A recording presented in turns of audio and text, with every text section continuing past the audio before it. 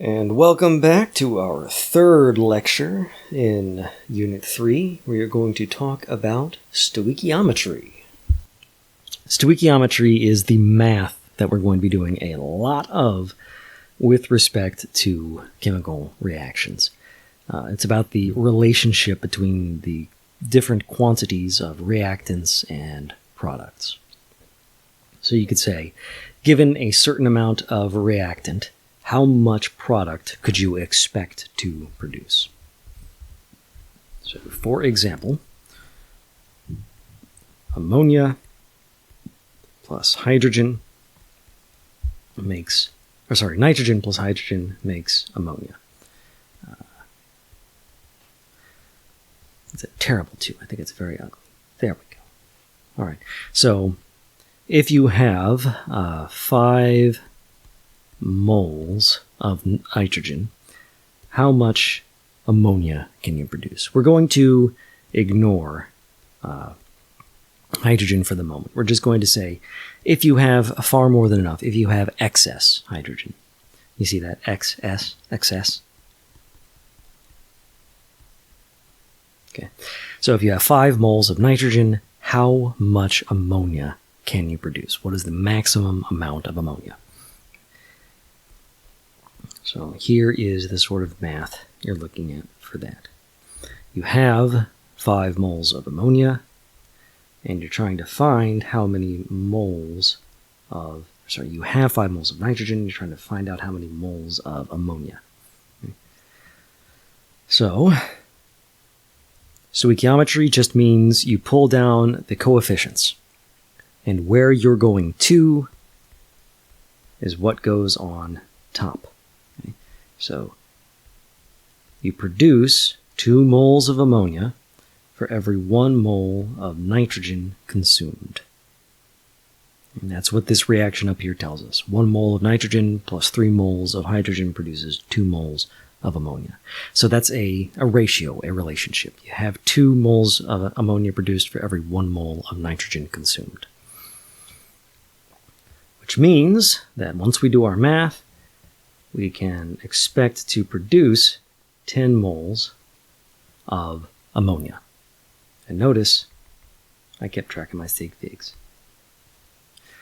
Okay. These have an infinite number of sig figs because these are exact numbers. They're pure numbers. Okay. But we still have the units to go along with them. Moles of nitrogen cancel, leaving you with moles of ammonia. Okay, so where you're going to is what goes on top. Another type of question is how much reactant would you need to get a certain amount of product? Okay, so let's switch to a different sort of problem. Okay, calcium carbonate decomposing under heat into calcium oxide and carbon dioxide. If you wanted to produce 10 moles of calcium oxide, how many moles of calcium carbonate would you need? First, we need to balance it. It is already balanced. It's a 1 to 1 to 1 to 1. It's all nice and neat and tidy. So, with 10 moles of calcium oxide, or quicklime, where you're going to goes on top, you need to consume 1 mole of calcium carbonate for every mole of calcium oxide produced. Moles of calcium oxide cancel, leaving you with 10.0 moles of calcium carbonate. All right. So it's hopefully it's fairly straightforward. You know, this is a relationship, the stoichiometric relationship.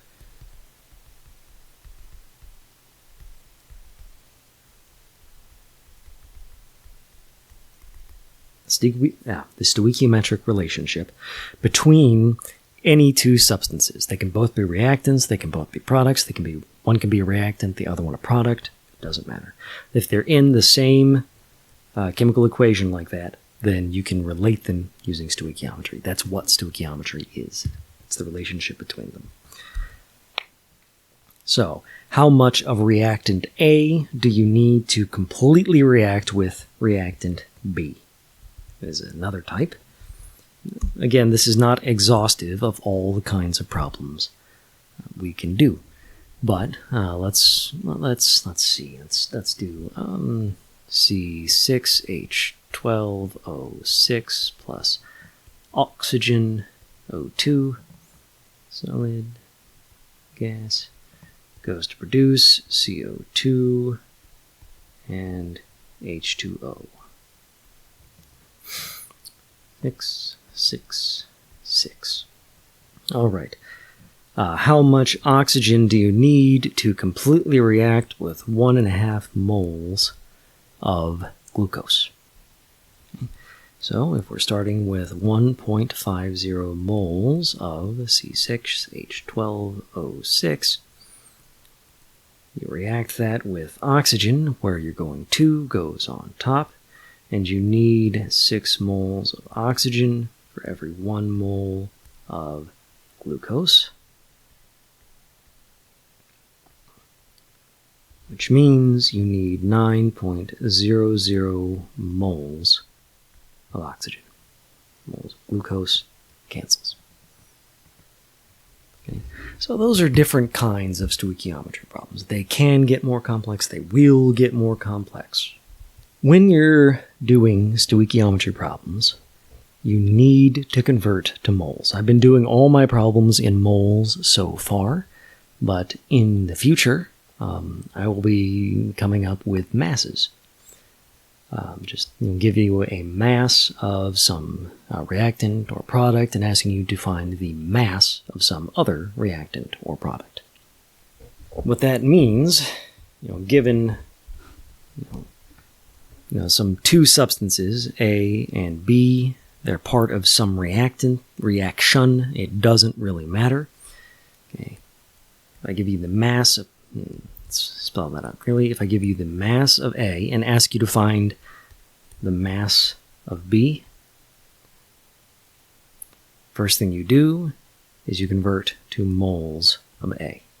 Okay. So you're going to use the molar mass, grams per mole, convert to moles of A. Then you find the moles of B. That is your stoichiometry step. That's where you need the balanced chemical reaction. Finally, you convert from moles of B to mass of B using, again, grams per mole, the molar mass. Okay. So all of your stoichiometry work has to be done in moles or particles. Okay. It cannot be done in mass. There's no way to go directly between the two substances using only mass. You need to convert to moles. All roads lead to mole. All right, so before we go in for today, let's go ahead and get a quick demonstration of going from mass to moles, through stoichiometry, back to mass. So let's just go back to nice and simple water. H2 plus O2 goes to form, I don't like that at all, goes to form H2O, this time liquid. Okay. Given 5.00 grams of H2, what mass of water can we produce? Okay. So the first thing we have to do is we convert to moles. Okay, so the molar mass of molecular hydrogen is 2.016 grams per mole. And that is 2.48 moles. I am such a goof. I forgot to balance the reaction. Not too hard. Alright, so now we do stoichiometry, where you're going 2 goes on top, so H2, 2 moles of water for every 2 moles of hydrogen gives us 2.48 moles of water. Now we convert to grams using the molar mass of water. And the grams of water produced is 44.7 grams.